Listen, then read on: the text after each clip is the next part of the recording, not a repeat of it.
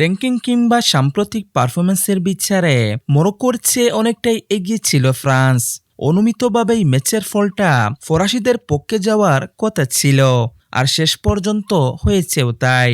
তবে প্রথমার্ধে কিলিয়ান এমবাপ্পের পেনাল্টি মিস এবং দল একাধিক সুযোগ হাতছাড়া করায় কিছুটা শঙ্কা তৈরি হয়েছিল। অনবদ্য পারফর্ম করে দ্বিতীয়ার্ধে সব শঙ্কা দূর করে দেন দিদিয়ের দেশমের শিষ্যরা।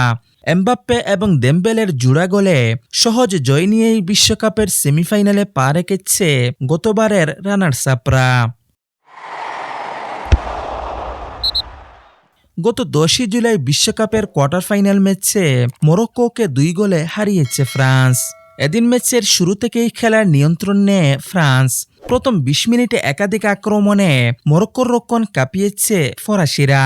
তবে মরক্কোন গোলরক্ষক ইয়াসিন বুনোর দেওয়াল ভেদ করতে পারছিলেন না এমবাপ্পে দেমবেলেরা। তবে 25 মিনিটে এগিয়ে যাওয়ার বড় সুযোগ পায় ফরাসিরা।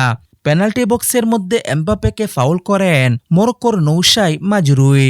ভিআর চেকের পর পেনাল্টি দেন রেফারি। তবে স্পট কিক থেকে ব্যবধান গড়ে দেওয়ার সহজ সুযোগ কাজে লাগাতে পারেননি এমবাপ্পে।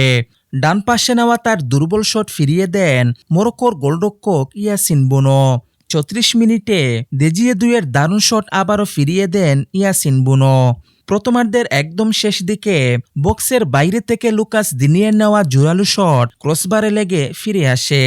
দাপট দেখিয়েও গোলশূন্য নিয়ে প্রথমার্ধ মাঠ ছাড়ে ফরাসিরা। দ্বিতীয়ার্ধের 60তম মিনিটে প্রথম গোলের দেখা পায় ফরাসিরা। বক্সের কাছাকাছি জায়গা থেকে দারুণ এক শটে লক্ষ্যভেদ করেন এমবাপ্পে। এই বিশ্বকাপে এটি এমবাপ্পের 8ম গোল। আর এই গোলে চলতি বিশ্বকাপের সর্বোচ্চ গোলদাতার তালিকায় মেসিকে ছুঁয়ে ফেললেন ফরাসি এই তারকা। 6 মিনিটের ব্যবধানে দ্বিতীয় গোল করেন উসমান দেমবেলে। কিলিয়ান এমবাপ্পের দৌড়ে তৈরি হওয়া ফাঁকা জায়গায় বল পেয়ে সামনে এগিয়ে যান দেমবেলে। এরপর নিচের কোণ লক্ষ্য করে নেওয়া তার নিখুঁত শটে আর কোনো সুযোগই ছিল না গোলরক্ষকের। তবে 77তম মিনিটে মাঠ থেকে নামিয়ে নেওয়া হয় এমবাপ্পেকে। তবে এই তারকার অনুপস্থিতিতেও একাধিক আক্রমণ করে ফরাসিরা।